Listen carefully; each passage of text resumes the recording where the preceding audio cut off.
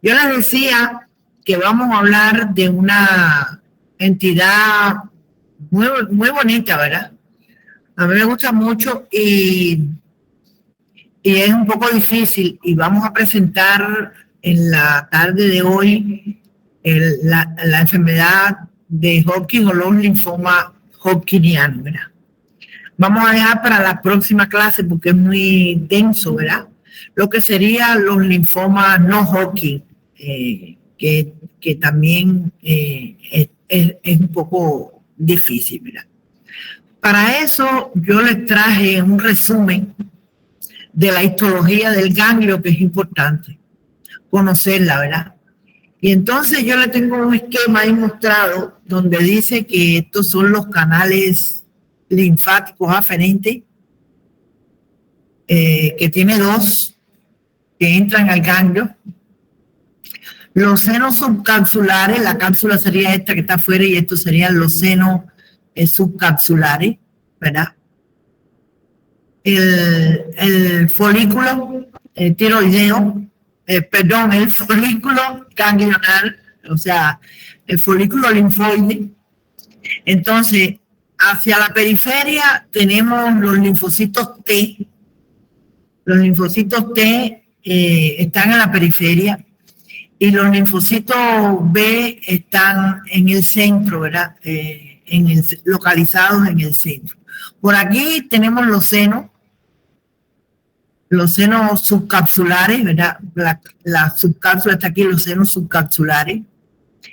El seno que tenemos aquí, la región paracortical, que se encuentra, la región paracortical, que está debajo de esto, ¿verdad? Paracortical. Los cordones medulares, que van a estar localizados aquí, estos cordones de la médula del ganglio, ¿verdad? Está la corteza y la médula. Y el canal linfático eferente, o sea, la linfa entra por aquí, se mueve en dirección de todo el ganglio y después sale por el eferente. Esto es importante. Fíjense que cuando yo de entrada les voy a explicar qué es lo que ocurre en estos procesos, ¿verdad? De entrada, los canales linfáticos del cuerpo se drenan en grupos que están ubicados estratégicamente para filtrar las regiones del cuerpo que drenan la linfa y proporcionar vigilancia inmunológica. Ellos están alerta ahí por si ocurre cualquier cosa, basada en el contenido de antígenos de la linfa. Los canales linfáticos aferentes drenan hacia la periferia de un ganglio linfático en una región debajo de la cápsula de tejido conectivo conocida como seno subcapsular. En la periferia del ganglio linfático se encuentra la región paracortical, donde se encuentran los folículos linfoides. Normalmente los folículos linfoides están recubiertos en la periferia por linfocitos T y en el centro del folículo B. Un folículo es una estructura suelta con un manto externo de linfocitos T pequeños y un centro germinal compuesto por linfocitos B. Células dendríticas y foliculares y también macrófagos. La zona interfolicular, o sea, entre un folículo y otro, están pobladas principalmente por células T. O sea, entre un folículo, que es lo que se llama la zona del manto, ¿verdad?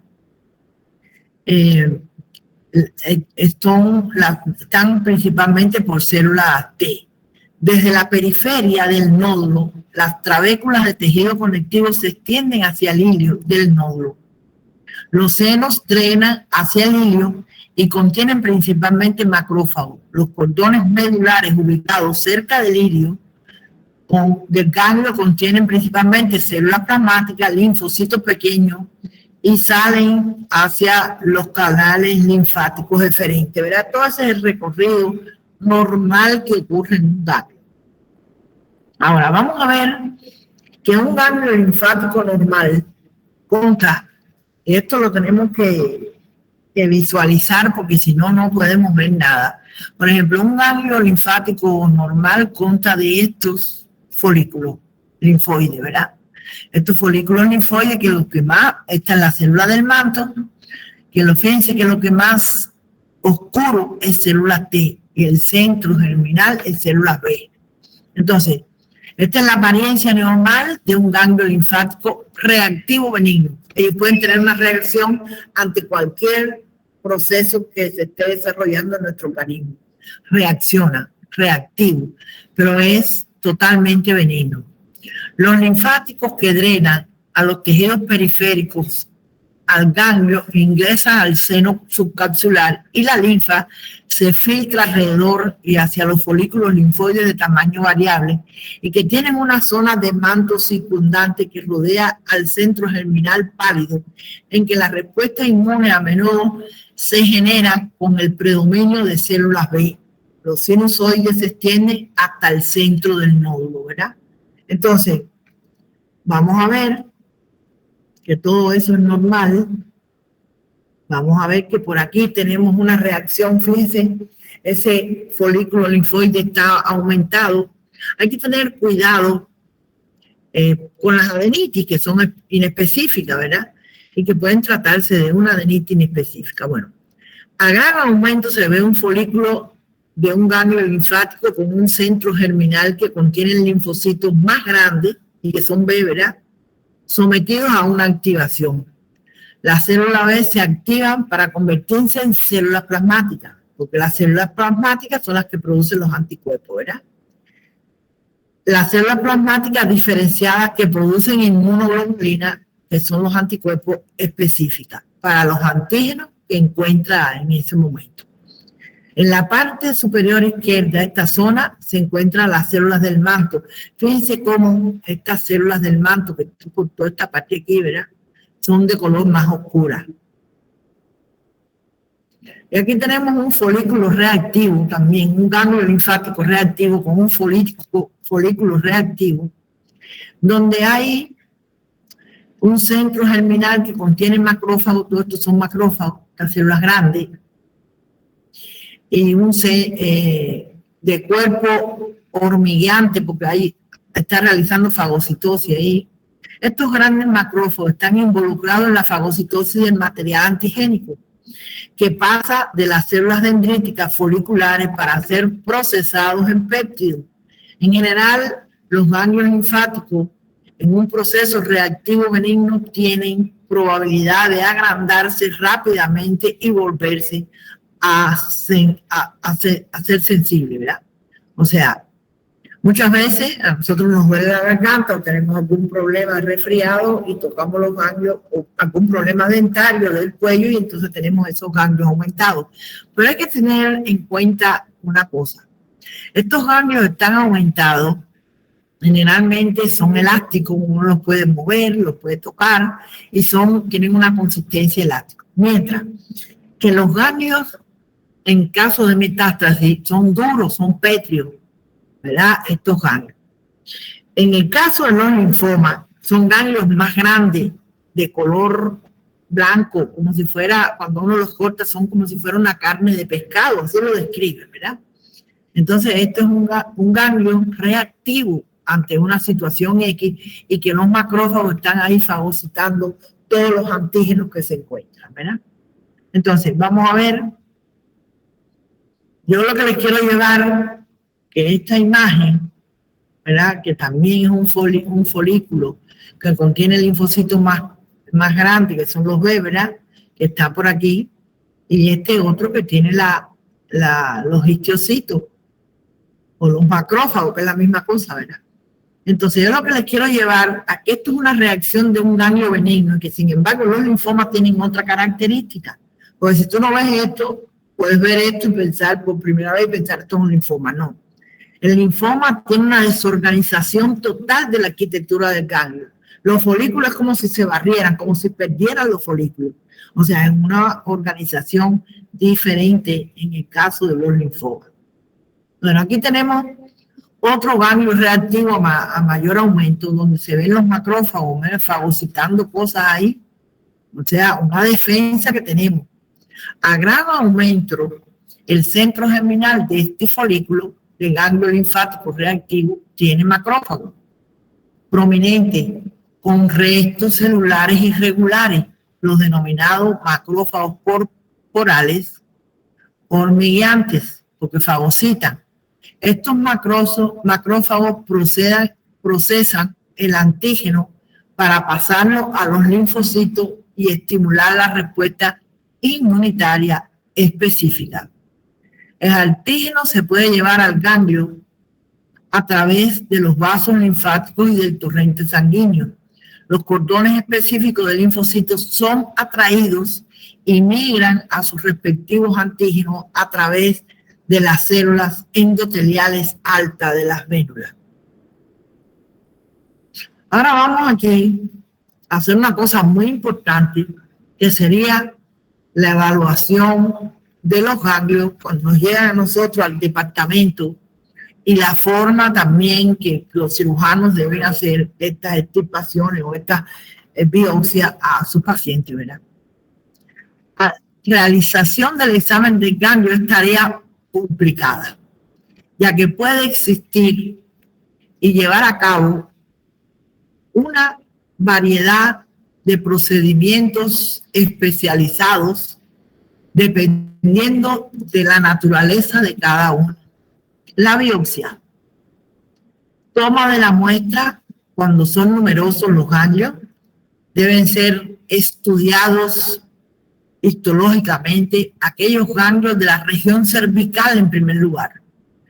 Si uno tiene ganglios en la región cervical, no tiene por qué ir a sacarle la inguinal, porque en la región inguinal el ganglio da artefactos, entonces no puede ser estudiado a cabalidad. Deben ser estudiados aquellos ganglios de la región cervical en primer lugar.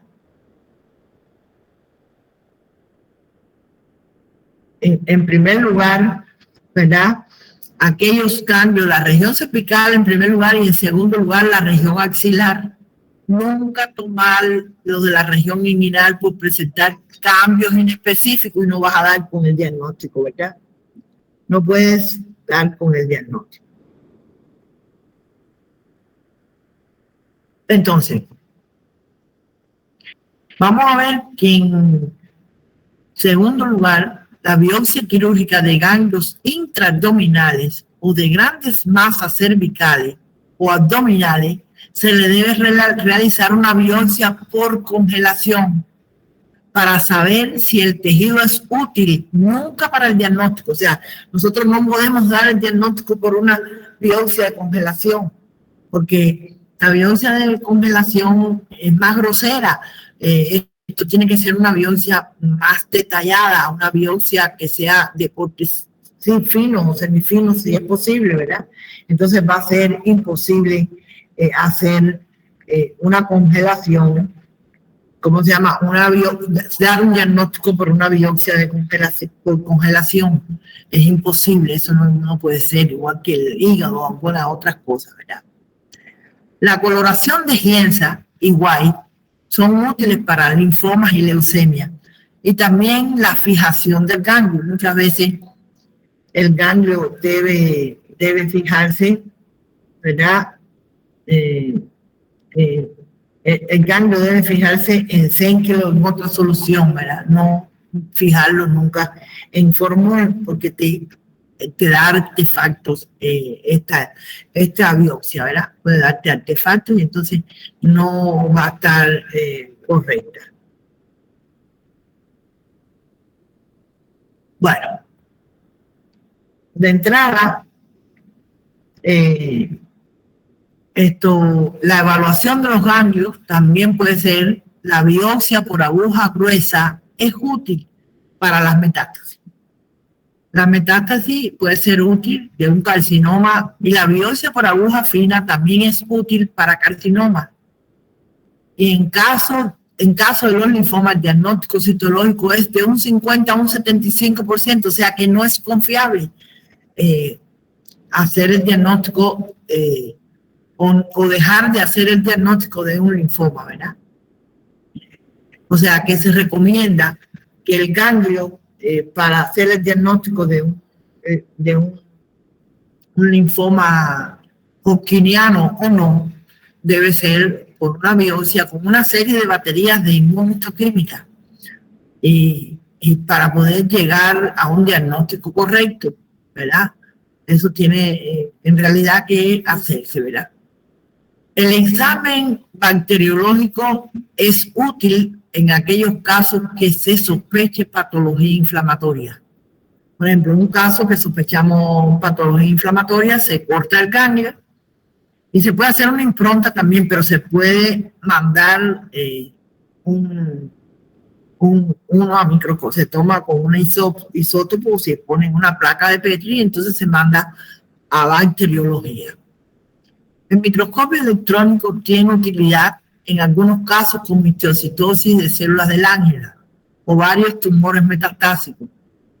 En el proceso linfoide es muy limitada desde el surgimiento de la inmunohistoquímica y la genética molecular. O sea, que el microscopio electrónico no nos aporta mucho en la actualidad sobre las enfermedades de los ganglios como los linfomas. La histoquímica se sobrepone y la genética molecular, ¿verdad?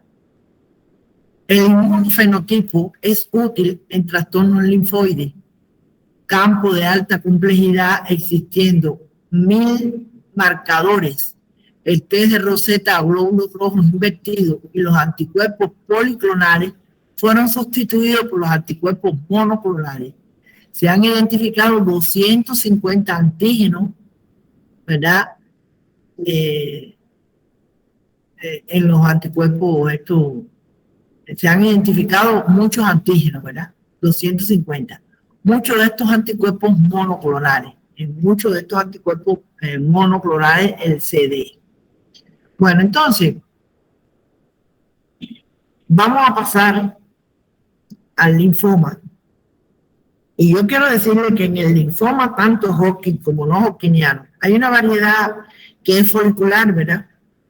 Linfoma linfocítico folicular, pero muchas veces esto puede debutar como una leucemia o como un linfoma, y hay veces es un linfoma y se transforma en leucemia. Es complejo esto, ¿verdad?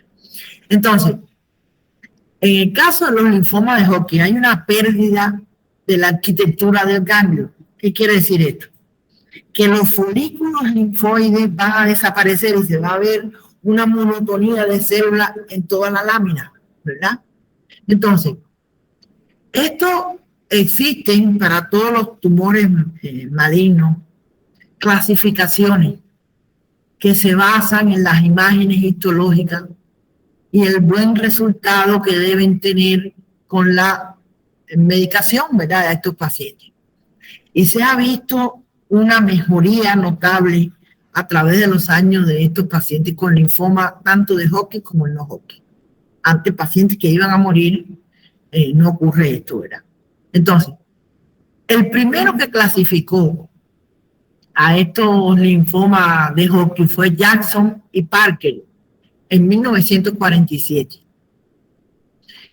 Y ellos lo clasificaron en paragranuloma, granuloma y sarcoma. No se parece en nada, ¿verdad?, a las clasificaciones de ahora. Pero fíjense, en la época no había inmunohistoquímica, era a ojo nada más, ¿verdad? Para granuloma no gustaba porque no significaba que fuera maligno, ¿verdad? Y granuloma la misma cosa. Y el sarcoma era tan maligno que entonces no había solución para estos casos en sentido general, porque no había una conducta adecuada en cuanto a los medicamentos, ¿verdad? Y en aquella época tampoco existían muchos como los que hay ahora. Cohen y Semanda en 1957 hicieron una clasificación que llamaban paragranuloma, granuloma, esclerosis nodular y sarcoma. Ahí se acercaba un poquito con el hecho de la esclerosis nodular, que todavía perdura esta clasificación y que es la más frecuente y que produce mucha fibrosis, la más frecuente de todos ellos, ¿verdad? Pero entonces nos quedamos con el sarcoma, que entonces no decía mucho, ¿verdad? No había una conducta adecuada. Luke y Collins, me parece, en 1963 hizo una clasificación que las clasificaba como nodular, linfocítico e histocítico, difuso, linfocítico y histocítico, celularidad mixta, esclerosis nodular, fibrosis difusa reticular. Ya aquí por lo menos habían dos términos de los que están ahora, que sería la celularidad mixta y la esclerosis nodular.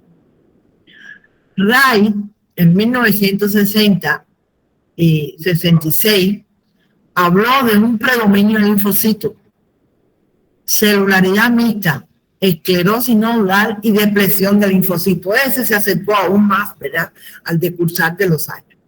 Pero ¿qué pasó años después, verdad? En los años 70, las ramas de la medicina empezaron a desarrollarse a pasos agigantados. En primer lugar, la radiología, avanzó notablemente y, logró un éxito tremendo, porque podían decir muchas cosas a través de las tomografías que eran tan necesarias para el estudio de los cerebros y del tórax y el abdomen, ¿verdad? Pero en realidad, para uno hacer el diagnóstico de alguna lesión cerebral, había que hacer una neumoencefalografía, que consistía en hacer un trépano y meterle aire en los ventrículos y entonces tirar las rayos X. Era traumatizante para el paciente, ¿verdad? Entonces, con el advenimiento de estas técnicas de la tomografía y la resonancia después, se logró una cosa beneficiosa en la radiología. Otro campo que avanzó era la farmacología. La farmacología arrasó con el problema de los nuevos medicamentos que iban surgiendo y había una mejor cura para todos los pacientes. Pero ¿qué pasó? Que nosotros nos quedamos un poco atrás. O sea, en los años 80 más o menos empezó a estudiarse la inmunohistoquímica y empezaron algunos reactivos. Y ahí sí ya la patología se desarrolló bastante, ¿verdad? A tal punto que con estos estudios de ganglios son muy beneficiosos para este estudio. Entonces nosotros necesitábamos esto porque teníamos que hacer la clasificación y buscar los elementos necesarios para ponerle a estos pacientes mejores tratamientos y que su supervivencia fuera mejor. Yo recuerdo que empezó a surgir la clasificación de la OMS o la Working Formulation, que la verdad que era muy extensa, pero mejoraba, tú tenías que buscar si habían células hendidas, si tenían núcleos hendidos, si no tenía, si era histiocito. Aquello no había quien se lo aprendiera, pero por lo menos ayudaba mucho a uno orientarse en el problema de los linfomas, sobre todo en los no hodgkinianos. Entonces, al surgir la inmunohistoquímica ya había, elementos suficientes para uno hacer el diagnóstico con microscopio óptico y hacerle técnicas de inmunohistoquímica para saber y orientar bien al paciente a ver qué tipo era, ¿verdad? O sea, en el 2001 y 2008 se reúnen la Real Sociedad y la Organización Mundial de la Salud, o sea, los americanos por un lado, primero los europeos y después los americanos. Y entonces determinaron realizar una clasificación donde era linfocítico nodular predominantemente, subtipo clásico o subtipo rico en linfocitos. Celularidad mixta clásica o subtipo esclerosis nodular clásico. Esa era 1 llevado por 3. Y subtipo clásico o depresión linfocítica. Esa fue esa clasificación. Entonces, la enfermedad de Hodgkin o el linfoma de Hodgkin es una enfermedad neoplásica originada en los ganglios linfáticos, en los ganglios linfáticos pluricelulares con presencia de células patognomónicas conocidas como las células de Rietveld.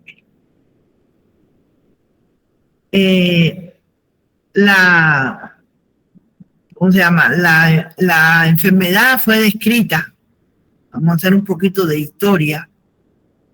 La enfermedad fue descrita por primera vez en 1832 por el doctor Thomas Hodgkin en Inglaterra. Era un inglés que la describió, ¿verdad? Las células características fueron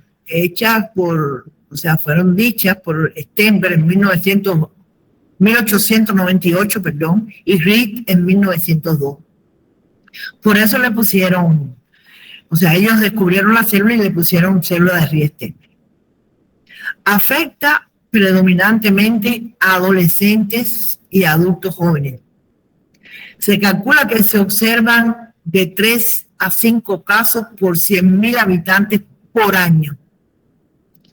Predominan entre 15 y 25 años, aunque pueden observarse en cualquier edad, aumentando la frecuencia a los 50 años.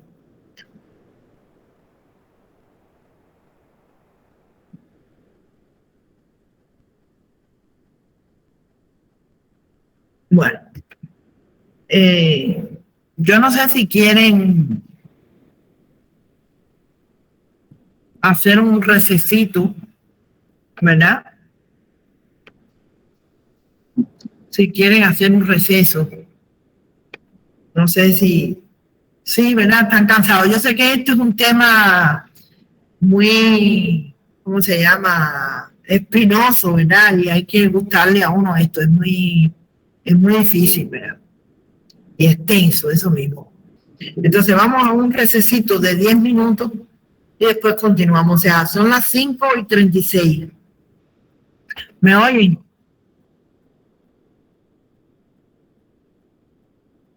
¿Me oyen? Sí, bueno, entonces vamos a continuar, ¿verdad? Habíamos dicho que esta enfermedad fue descrita en 1832 por el doctor Thomas Hodgkin en Inglaterra. La célula característica fue descubierta por Stenberg en 1998 y por Reed en 1902. Por lo tal, esta célula característica se le dio el nombre de Reed-Stenberg. Afecta predominantemente a adolescentes y adultos jóvenes. Se calcula que se observan de 3 a 5 casos por 100.000 habitantes por año. Predominan entre 15 y 25 años, aunque pueden observarse en cualquier edad, aumentando la frecuencia a los 50 años.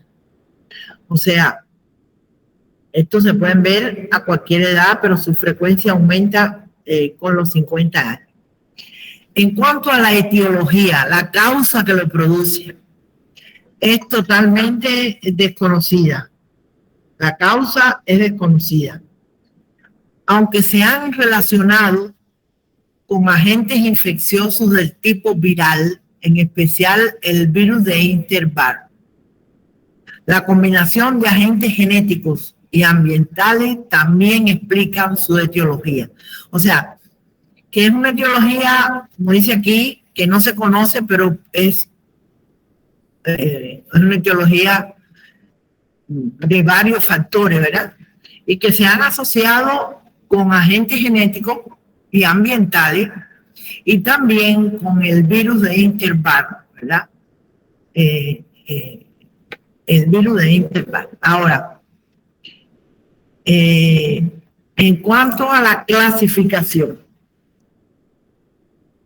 la clasificación de estos tumores o de esta enfermedad, ¿verdad? O de esta neoplasia, la han clasificado en 5 variantes: esclerosis nodular, celularidad mixta, predominio a linfocitos, depresión del linfocito y rico el linfocito. podría parecer una, ¿cómo se llama?, redundancia al yo decir predominio del linfocito y rico en linfocito. Parecería que fuera lo mismo. Cuando yo le mostré la clasificación anterior, ¿verdad?, no eran 5 sino 4. La última clasificación de la Real, los europeos, esta que está aquí, la Real Europea y de la OMS. Fíjense, aquí hay 1, 2, 3 y 4. Porque en realidad que se vio en alguna de estos ricos linfocitos y predominio de linfocitos que había alguna diferencia entre ellos, ¿verdad? Y por lo tanto, la inmunohistoquímica es diferente y entonces se les denominó a uno predominio linfocito y a otros rico en linfocitos, ¿verdad? Que fue la última que surgió, rico en linfocitos, y que tiene características inmunohistoquímicas diferentes uno del otro. Por otro lado, las características clínicas de estos pacientes, presencia o presenta adenomegalia, o sea, adenopatías que predominan en el cuello hasta el 70% de los casos. O sea, las adenopatías del cuello son las más visibles, por lo tanto, la biopsia debe obtenerse de esa zona. Otros sitios afectados pueden ser mediastino y axila. Y dentro de los síntomas más característicos son la fiebre, diaforesis, pérdida de peso y prurito. Yo no sé si quieren preguntar algo ustedes, ¿verdad? Si quieren preguntar algo en relación con esto. Profe. Dime. Sobre la clasificación, entonces son 5. Son 5. Porque ¿qué pasa? Que esa última surgió, fíjate que casi son iguales, aumento del linfocito y rico el linfocito. Quiere decir prácticamente lo mismo, ¿verdad? Pero esto se vio porque unos evolucionaban y otros no, de ese mismo rango, ¿verdad? Entonces se le hizo inmunohistoquímica. Y ustedes van a ver después, más adelante, cómo la inmunohistoquímica varió en uno en relación con el otro, y entonces se sacó como rico el linfocito el último, ¿verdad? Esa es la situación. O sea, que mientras más batería de diagnóstico teníamos, podíamos llegar un poquito más. Entonces, esto se hace no porque uno quiera hacerlo, ¿verdad? Eso se hace porque los tratamientos van dirigidos al tipo. Ellos buscan protocolos de tratamiento y entonces le ponen un tratamiento diferente a cada uno de los tipos. Por eso que teníamos que llegar a clasificar esto con vista a una mejoría de estos pacientes para ponerle el tratamiento adecuado, ¿me entiendes? O sea, por eso es las clasificaciones en todos los tumores, ¿verdad? Para tratar de mejorar. Si yo te digo que hace unos años, no lejanos, estos pacientes morían casi todos, y hoy ha habido un avance extraordinario en todos los países que los pacientes sobreviven en periodos bastante grandes, ¿verdad? Inclusive cura. Entonces, por lo tanto, era necesario ponerlo de otra manera para que agarraran el protocolo que les correspondía en cuanto al tratamiento, ¿verdad? Decirte que estos tumores que tienen muchos linfocitos tienen una evolución buena. Mejor que otros, ¿verdad?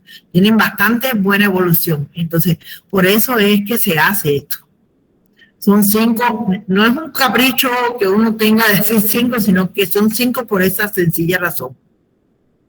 No sé si te contesté bien o no sé si entendiste, no sé qué pasó. Sí, profe. ¿Verdad? Entonces, sí.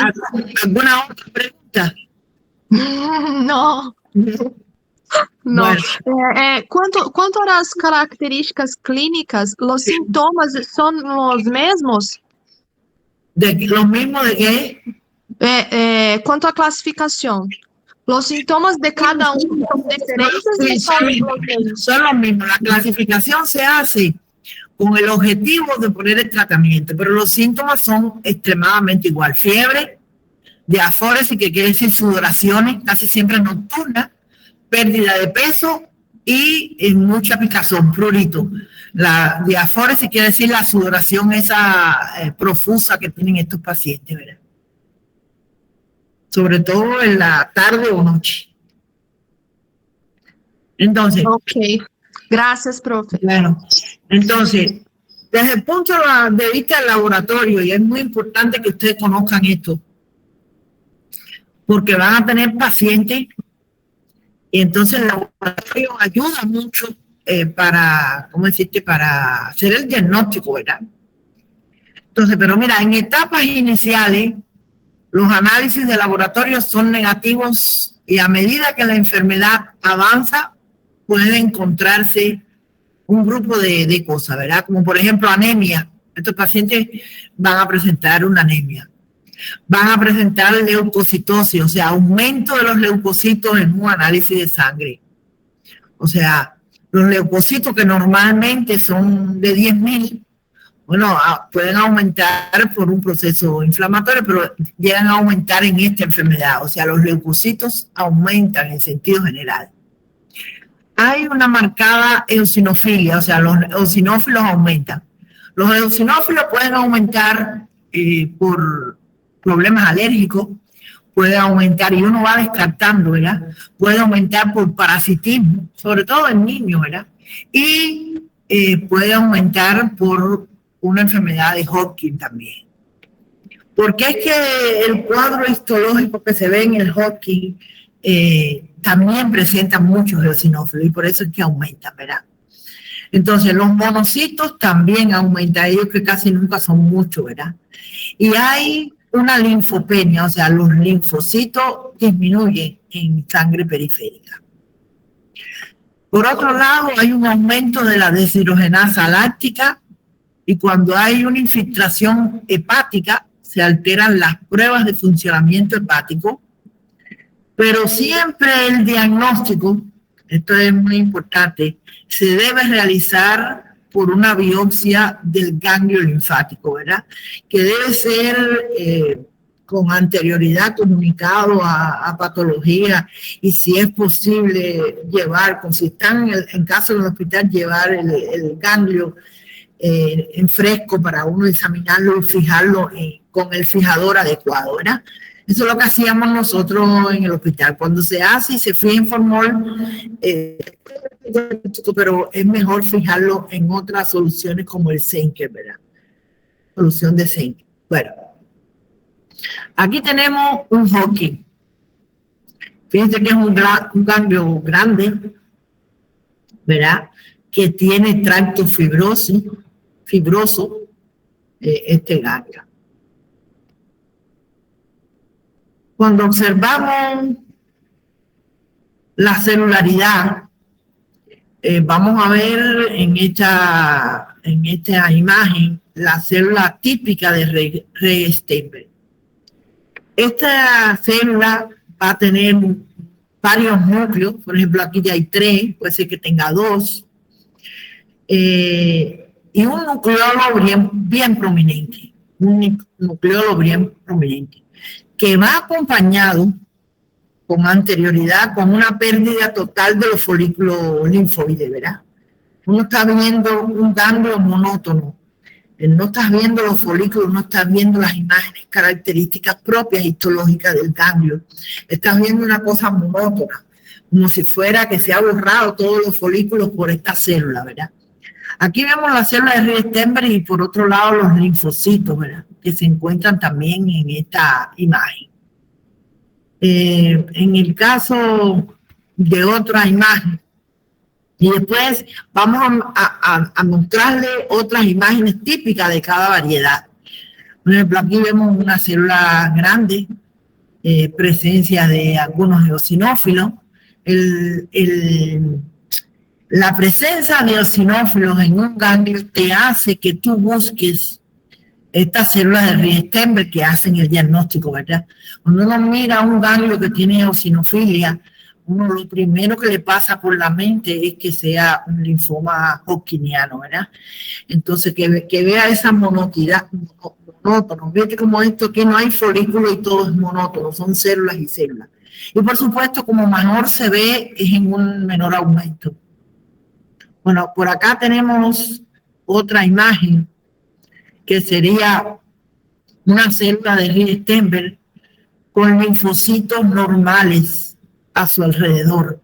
Fíjense que esta célula de Riestenberg tiene 3 núcleos con nucleolos muy prominentes. Y aquí tenemos una variante de la célula de Riestenberg, que es la célula lagunar, que tiene el citoplasma claro. Si ustedes se fijan en esta, tiene el citoplasma más acidófilo, pero aquí hay un citoplasma claro con 2 nucleolos prominentes y 2 núcleos en la célula. Esa es la célula lagunar, que es una variante de una célula de Riestenberg. Por otro lado, esto, por ejemplo, uno ve esto y enseguida sospecha en un linfoma de Hodgkin, ciencia cierta. La presencia de eosinófilo en el campo, ¿verdad? Y las células de Riestenberg hacen el diagnóstico. Hay también células lagunares, que es un tipo de célula de Riestenberg, ¿verdad? Un tipo intermedio de células de Riestenberg. Células lagunares con células de Riestenberg y linfocitos. Es una imagen clásica del linfoma hodgkiniano. Por acá tenemos 2 células, ¿cómo se llama? Lagunares con citoplasma claro y linfocitos por todo el campo, ¿verdad? Ahora yo les voy a hablar algo de la morfología con relación a las células de Riestenberg. Contienen un solo nucleolo que es redondeado u oblongo, gran nucleolo similar a un cuerpo de inclusión. El cuerpo de inclusión que se ve en virus, ¿verdad? Y se compara con el cuerpo de inclusión. Claro que no es un cuerpo de inclusión, es ¿cómo se llama? Un nucleolo. Fíjense que aquí tiene una cosa clara, un citoplasma claro, que hacen los virus, hacen esa cosa, ¿verdad? Hacen en la célula pueden hacer esta cosa, y entonces le llamamos inclusiones virales, ¿verdad? Entonces, generalmente el predominio de esta linfoma es la esclerosis nodular, el que más se ve, que pueden tener núcleos multilobulados, o sea, con varias lobulaciones, plegados, más delicados, redondeados por abundante citoplasma pálido y núcleo asentado en un hueco vacío, que son las células lagunares. Entonces, en el caso, están hablando de este caso, ¿verdad?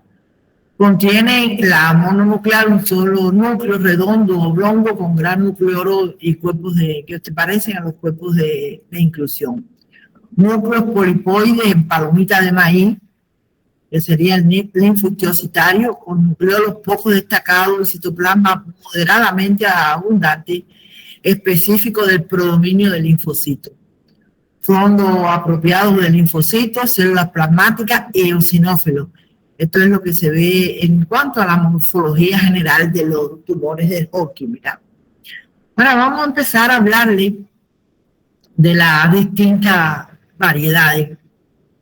El linfoma de Hodgkin, como habíamos dicho, se diferencia o tienen la división en la esclerosis nodular. Y aquí tenemos la morfología que se ve en la lámina y el inmunofenotipo. Las características microscópicas de la esclerosis nodular tienen la presencia de células lacunares frecuentes y células de Riestenberg ocasionalmente. O sea que hay células lagunares. El infiltrado del fondo está compuesto por linfocitos T, eosinófilos, macrófagos, células plasmáticas. Pero además presenta una característica que no lo presentan los otros, que es las bandas de fibrosis que dividen las áreas de células en nódulos. O sea, presenta mucha fibrosis.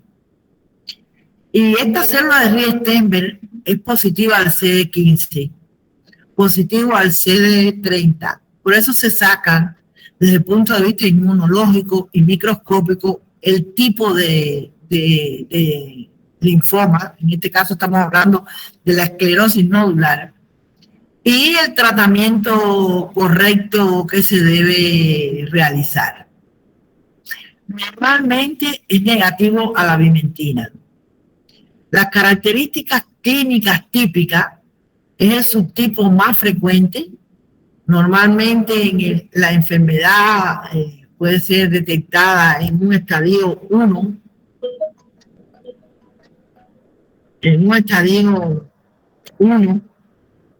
y 2, ¿verdad? Afectación mediastínica es frecuente que afecte el mediastino. No hay una predilección por el sexo masculino o femenino. Y la mayoría de los casos de este tipo de esclerosis nodular es en pacientes adultos jóvenes, ¿verdad? Adultos jóvenes. Por aquí tenemos un linfoma de tipo Hodgkin, tipo esclerosis nodular. Esto es una imagen a menor aumento y fíjense cómo hay fibrosis que se ve de color rosado en todo estos sectos que va a dividir el campo histológico, ¿verdad? En nodos de fibrosis en todo el campo, ¿verdad? El campo del ganglio en sentido. Esta es la esclerosis nodular. Por acá tenemos otra a más acercamiento, ¿verdad? Que se observa una enfermedad de Hodgkin, esclerosis nodular, que tiene amplias bandas de fibrosis de color rosado. No estamos detallando mucho la célula, ¿verdad? Pero sí se ve la fibrosis marcada que hay en este ganglio, que me hace el diagnóstico de una esclerosis nodular. Por otra parte, ya estamos detallando la célula y hay numerosas células grandes dispersas con un espacio claro prominente, que son las células, ¿cómo se llama? Las células que son de una variedad de las células de la célula de Rie-Steenberg, y que se ven en esta variedad. Decían que raramente se ve la célula de Rie-Steenberg, pero por lo tanto son las células lacunares, que se ven con 2 núcleos aquí, ¿verdad? Hay una que tiene 2 núcleos. Entonces, dice que hay numerosas células grandes dispersas con un espacio claro, prominente, circundante, que rodea el núcleo, un artefacto de fijación con formalina. Estas son las células lacunares, o sea que cuando tú le pones formalina se ve así, ¿verdad? Son las células lacunares, características del tipo de esclerosis nodular en el linfoma de Hodgkin.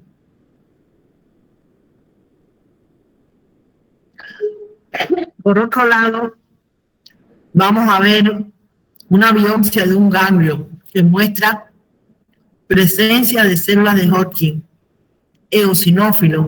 Es de que los eosinófilos tienen un citoplasma acidófilo porque se tiñen, ellos tienen gránulos en su citoplasma y se tiñen con la eosina, que es un colorante ácido. Por lo tanto, esos son los eosinófilos. Por aquí tenemos uno, por aquí otro, por aquí otro, por aquí otro, infinidad de ellos.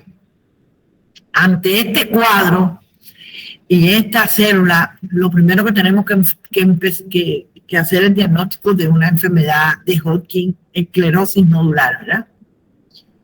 Y aquí vamos a mirar un ganglio detenidamente, que es de una esclerosis nodular y que tiene bandas refringentes de tejido conectivo fibrótico y que dividen el ganglio, pero que tienen una con un color blanquecino, casi blanquecino, que tiene forma de... Esto lo que pasa es que pusieron a que tuviera una birrefringencia.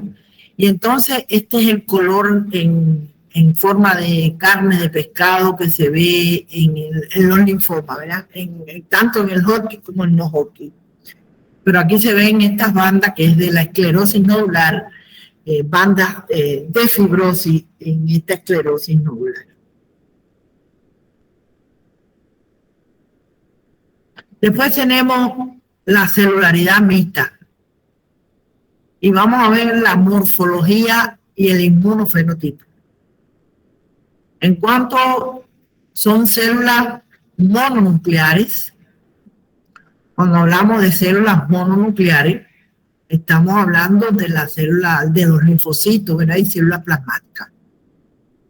Y también se observa, también observamos las células de Rie-Steenberg, que son muy frecuentes en esta celularidad mixta.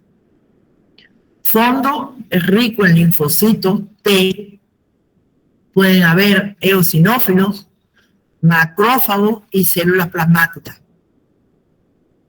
La célula de Rie-Steenberg tiene CD15 positivo en esta enfermedad de celularidad mixta, CD30 positivo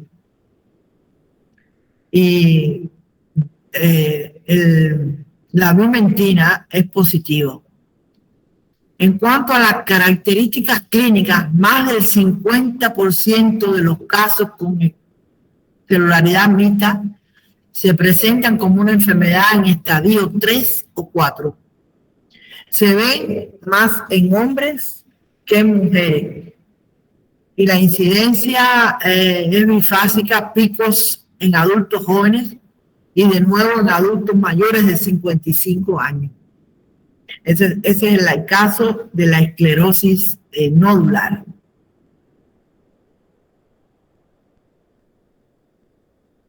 Y miren la celularidad mixta, muchas células lagunares con un infiltrado linfocítico de célula T, linfocitos T, que se ven en el campo. Decía que puede haber también eosinófilos, que ahí no lo estoy viendo, ¿verdad? O sea, células lagunares y un campo de linfocitos.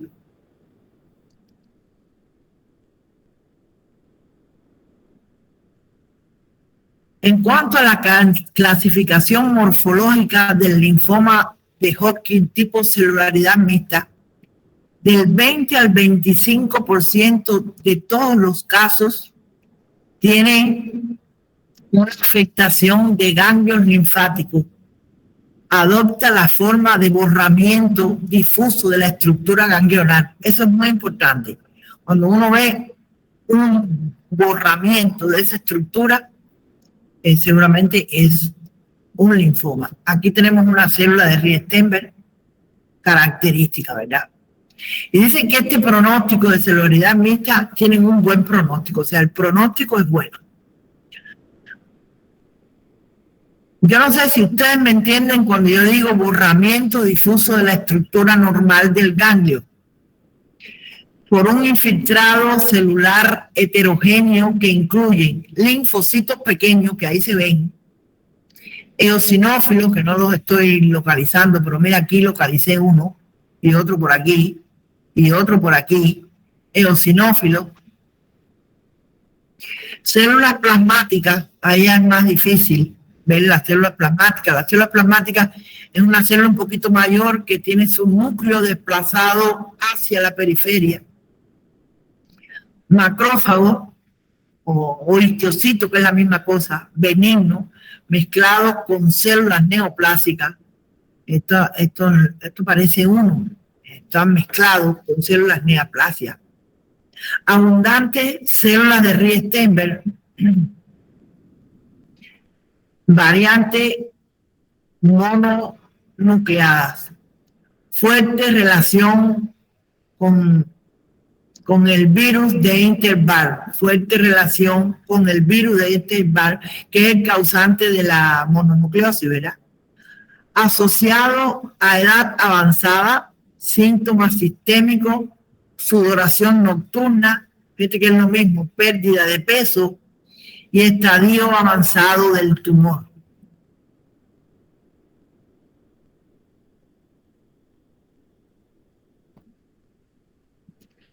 Rico en linfocitos, la variedad 3, ¿verdad? Morfología e inmunofenotipo. Células mononucleares y células de Riestenberg frecuentes. Infiltrado de fondos ricos en linfocitos T. CRE y CD15 positivo. CD30 positivo y el 40% es vimentina positivo. Infrecuente, se ve más en hombres que en mujeres, y no es muy frecuente él, ¿verdad? Tiende a verse en adultos más mayores.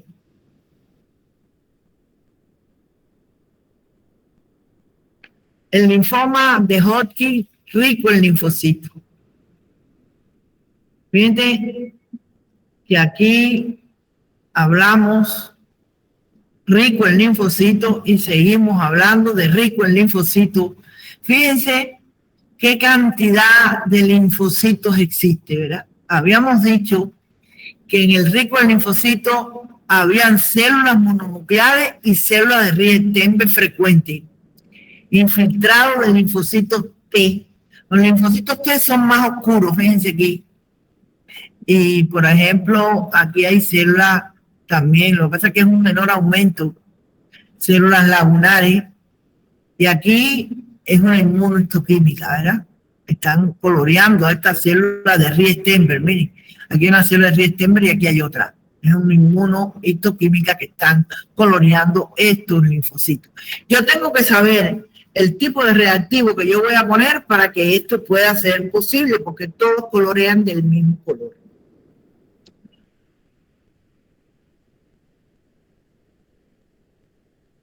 Linfoma de Hodgkin,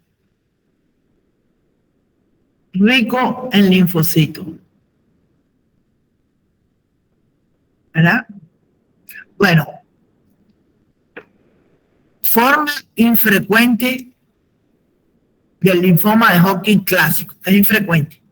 Los linfocitos reactivos constituyen la gran mayoría del infiltrado celular, asociado al virus del Epstein-Barr en un 40%. Pronóstico entre bueno y excelente. Se distingue el tipo prelinfocítico por presencia de células mononucleadas con Riestenberg, con inmunofenotipo CD45 negativo y 20 negativo y 15 positivo más 30 positivo. Esos son los reactivos que se utilizan, ¿verdad? Con depresión linfocítica, o sea que no tienen muchos linfocitos. Hay una variante reticular, células de Riestenberg, diagnóstico y variante frecuente y escasez de células de fondo reactiva. Célula RSD15 positiva, CD30 positiva y la mayoría de ellas son mentira positivo. Infrecuentes, más frecuentes en hombres mayores, sujetos infectados por VIH y en países de vías de desarrollo. A menudo se presentan con enfermedad avanzada a estos pacientes. Entonces, el depresión del linfocito. Fíjense que en la lámina no hay prácticamente linfocito. Forma poco común, menos de un 5% de los casos. Escasez de linfocitos, abundancia de células de Riestenberg o sus variantes pleomórficas, como serían las células lacunares. Se debe diferenciar fenotípicamente del linfoma no hodgkiniano, por lo tanto, de células grandes. VIH positivo, en países no industrializados, muchas veces asociada al virus del Epstein-Barr.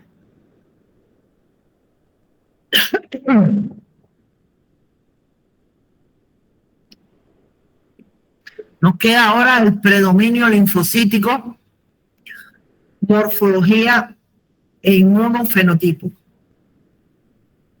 Variante de células linfocitárias, células que le denominan en palomita de maíz.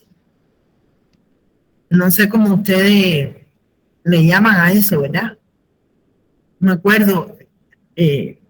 acuerdo cómo le llaman, ¿verdad? O sea, en el fondo es frecuente presencia de células dendríticas foliculares y linfocitos B reactivos. El CR y CD20 positivo, el CD15 negativo y el CD30 negativo. Y Vimentina negativa. Características clínicas infrecuentes se ve en hombres jóvenes con linfadenopatía cervical o axilar y mediastino.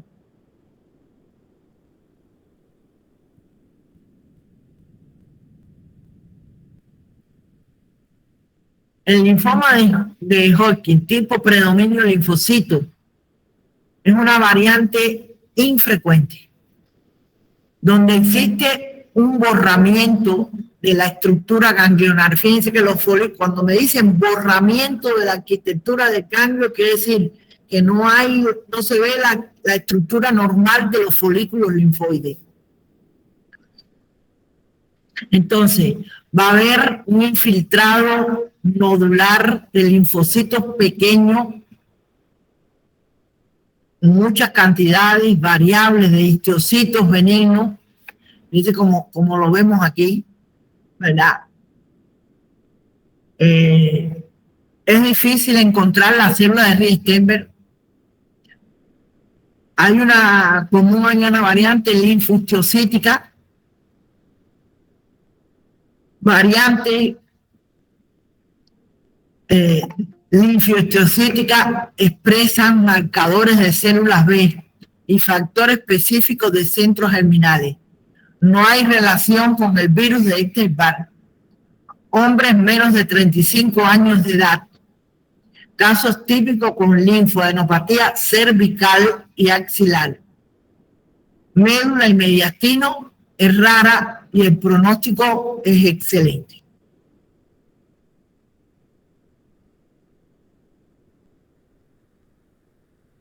Aquí tenemos la relación, en relación con las variantes predominio del linfocito y rico el linfocito, podría parecer lo mismo, pero tienen diferencias significativas que se vio que uno tenía evolución peor que el otro, y al realizarle las pruebas inmunohistoquímicas se vio que existía diferencias muy significativas. Pero fíjense, el problema es el siguiente, que todos en general, estos dos tienen buena evolución, pero sin embargo había uno que se comportaba más mal que el otro, ¿verdad? Entonces, en el caso del predominio del linfocito, el CD20 era positivo. Esto es típicamente inmunológico, es porque se le dio estos nombres. El CD20 en el caso del rico el linfocito era negativo. El LCA positivo y aquí negativo. El CD15 es negativo en el predominio y en el rico es positivo. Fíjense que había una diferencia en cuanto a los reactivos de inmunohistoquímica y por eso los separaron, porque hasta hace unos años eran 4 nada más, ¿verdad? Entonces, el EMA positivo y aquí negativo. Fíjense que todo es diferente en un lado y en otro.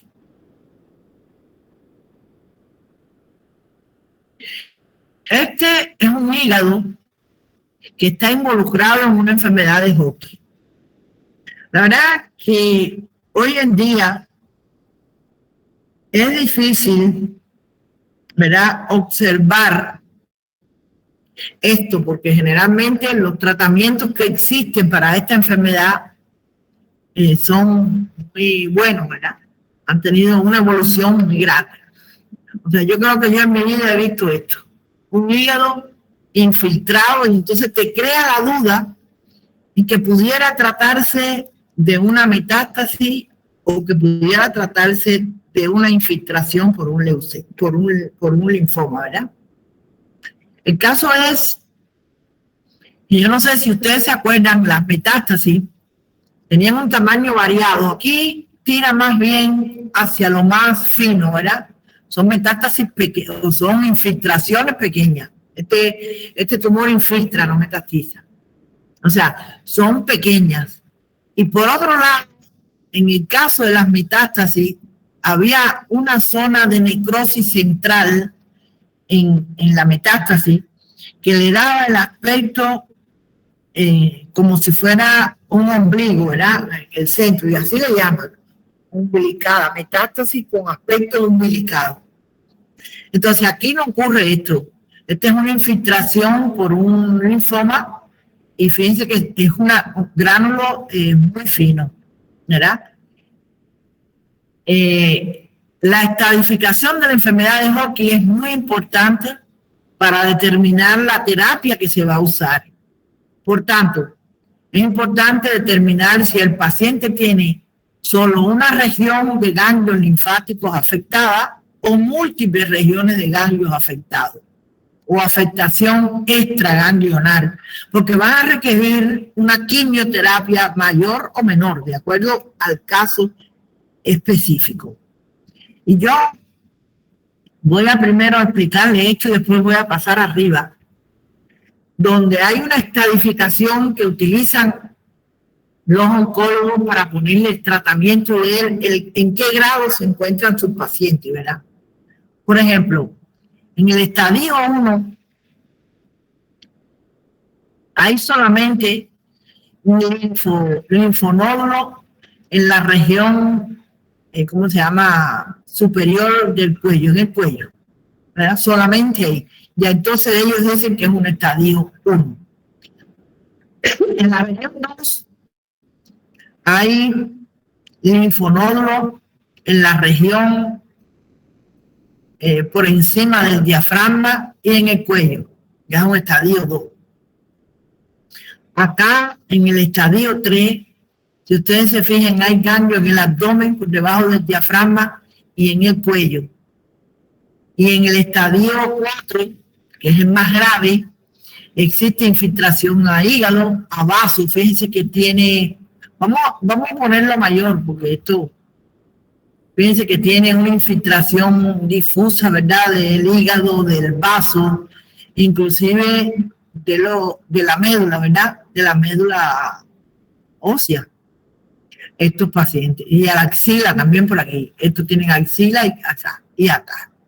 O sea, esto sería un estadio 4 que puede tener enfermedad en los huesos, en el hígado, en los pulmones, en la piel. O sea, que puede ser generalizada, ¿verdad? Ya esto es un estadio 4. Y por lo tanto, el pronóstico va a ser peor, ¿verdad? Ahora, en cuanto a las características histológicas, pronóstico y frecuencia, ¿verdad? Ahí primero vamos a hablar de todos los tipos. Vamos a hablar de las características histológicas, que si ustedes se aprenden esto, ya es bastante, ¿verdad? Y vamos a hablar de la frecuencia y el pronóstico. La esclerosis nodular, en primer lugar, sus características histológicas más resaltantes van a ser, aparte de que el ganglio ha perdido su arquitectura de forma monótona, se encuentra, hay bandas de fibrosis con células lagunares. Acuérdense que las células lagunares iban a ser aquellas que tenían núcleos prominentes, núcleos grandes con núcleos prominentes y que tenían un halo claro en el citoplasma. Esto es una faceta o una estadía de la célula de Rietveld. Y que este tipo era el tipo más frecuente y más común en mujeres. O sea, este es el tipo que más abunda. El pronóstico dice que es bueno cuando la mayoría, o sea, cuando son fundamentalmente en un estadio 1 y 2, tienen un buenísimo pronóstico. El otro caso que sería la celularidad mixta. Está compuesto por muchas células diferentes. Acuérdense que había linfocitos, que habían eosinófilos, que habían células de Riestenberg, lagunares. O sea, que habían un sinnúmero de células, ¿verdad? Más frecuente en personas mayores, tiene segundo más frecuente en general, de un 15 a un 30%. O sea, es el segundo grupo en orden de frecuencia. Y su pronóstico es aceptable, pero la mayoría están en una estadía 3. O sea que ya el pronóstico no va a ser tan bueno por la estadía también, ¿verdad? El rico en linfocitos principalmente presentan linfocitos reactivos, muchas células de Riestenberg, son poco frecuentes, un 5% solamente, y se ven en adultos mayores. Y este tiene un pronóstico. Todo tumor que tenga mucho linfocitos tiene buen pronóstico. Tenemos el seminoma, el carcinoma medular de la mama, tienen buen pronóstico. O sea, estos son infrecuentes, un 5%, y es bueno su pronóstico.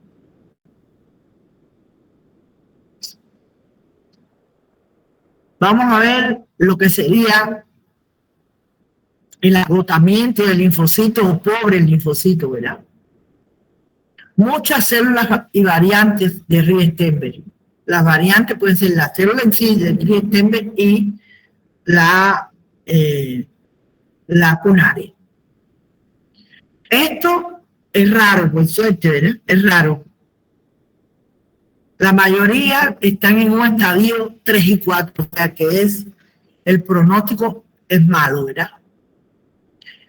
En el caso del predominante de linfocitos, que pueden ser nodulares, están principalmente las células B y pocas células variantes de Riestenberg, de la variedad de Riestenberg. También estos son poco frecuentes, en un 5%, y la mayoría son estadios 1 y 2. Por lo tanto, su pronóstico va a ser bueno. Fíjense, en este cuadro resumen prácticamente, además se tienen que aprender otras cositas del Hodgkin, ¿verdad? El Hodgkin no es difícil. Lo que pasa es que si uno piensa que una cosa es difícil, más nunca le puede entrar. O sea, que uno tiene que entrarle con un espíritu deportivo, porque no es fácil, pero tampoco no es nada que no pueda vencerse, ¿verdad? Entonces, por aquí tenemos la célula de Riestenberg, no sé por qué no la puse, donde están los núcleos y los nucleolos prominentes. Fíjate, es como si fuera que te estuvieran mirando, como si el ojo de lechuza, le dicen algunos. Y por otro lado, vamos a ver los linfomas de Hodgkin y la estadificación. Es muy importante esto, ya que de aquí dependen los tratamientos que puedan ser, ¿cómo se llama?, efectivos o no. El grado 1, que se acuerdan que era nada más toma de ganglios del cuello, solo está involucrado en un único sitio, el ganglio linfático, o en un sitio extraganglionar, ¿verdad? En un sitio que puede ser extraganglionar, y que en el intestino delgado se ven muchos tipos de linfoma, ¿verdad? El grado 2 o más sitios de ganglios linfáticos en un lado del diafragma y están afectados o hay una afectación limitada de sitios extraganglionares contiguos. El grado 3, los sitios de los ganglios linfáticos de ambos lados del diafragma están afectados con afectación esplénica del sitio extranodal contiguo limitado o ambos. El 4, hay una afectación extensa de sitios extraganglionares con o sin afectación de los ganglios linfáticos.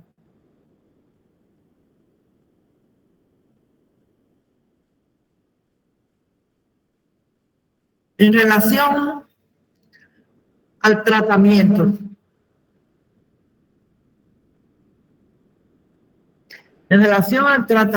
de estos linfomas, es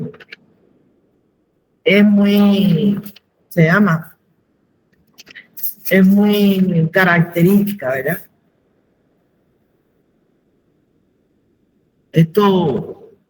Estos linfomas van a tener un tratamiento que están basados fundamentalmente en la quimioterapia y radioterapia. Bueno, se pone quimioterapia a los grados 1 y 2. Las radioterapias son para aquellos casos más graves, ¿verdad? Fíjense cómo le dicen ahí que pueden curar en un estadio 1 y 2, en un 80 a un 85%. Actualmente hay una preferencia en cuanto al tratamiento de la quimioterapia. En estadios 3 y 4 existen menos posibilidades de curación, alrededor de un 70%. Por eso es bueno hacer el diagnóstico temprano, ¿verdad? Cuando el tratamiento convencional fracasa, pueden ser sometidos a un trasplante autólogo o halogénico de células hematopoyéticas que ha permitido rescatar a un importante número de pacientes con esta recaída, ¿verdad?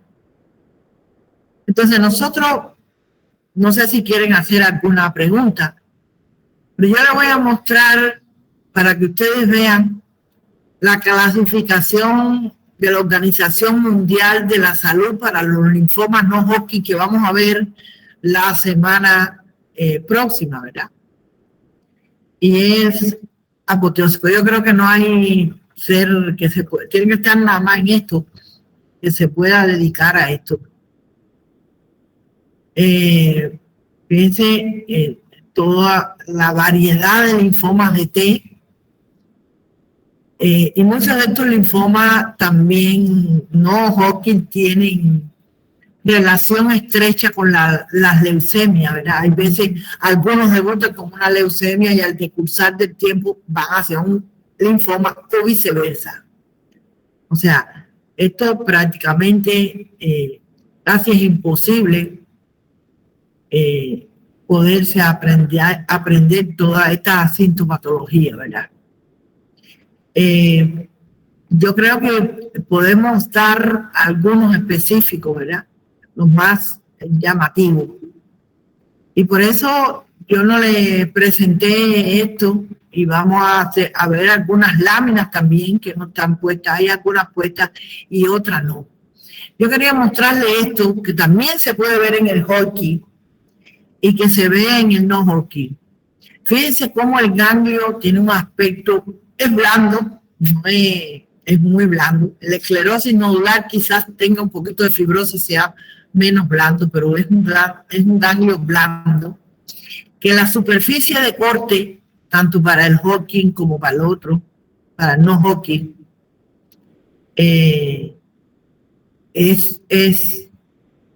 sobresale el tejido, ¿verdad? Generalmente no es uniforme, sobresale el tejido. Eso es característica típica en la macroscopía de este tipo de ganglio.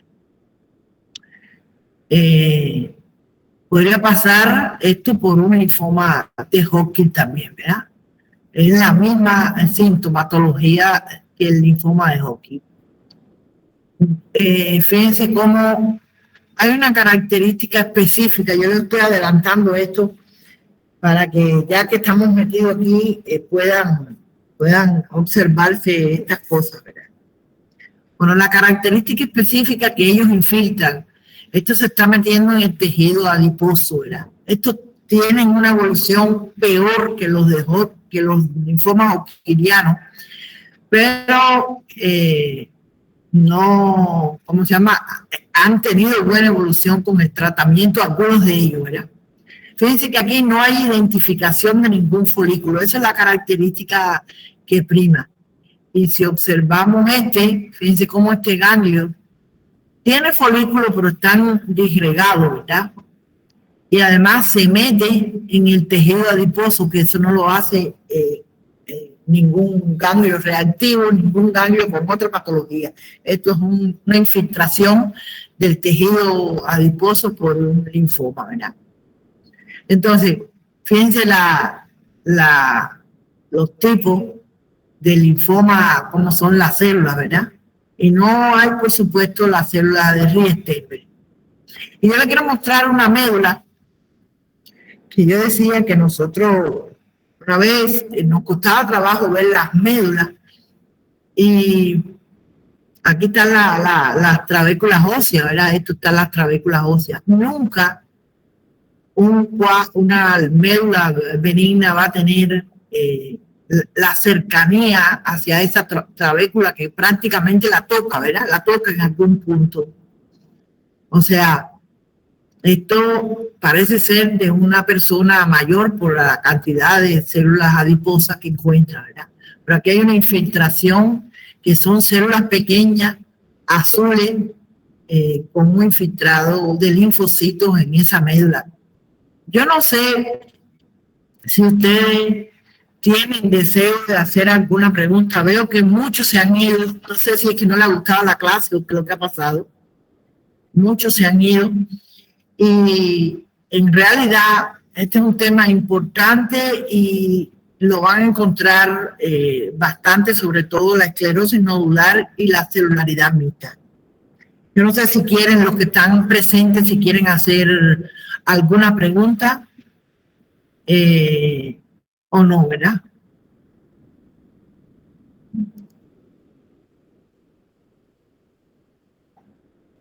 No sé si tienen preguntas. ¿No? Sé que les debe haber quedado muchas dudas porque este es un tema difícil que hay que estudiárselo una y dos y tres veces por el libro, y que de verdad es apasionante, y sobre todo ver cómo estos pacientes salvan la vida, ¿verdad? Con los tratamientos impuestos y con el estudio de muchas personas que han llegado a este avance dentro de la medicina, ¿verdad? Entonces, bueno, si no tienen ninguna pregunta, hemos terminado por hoy. No sé.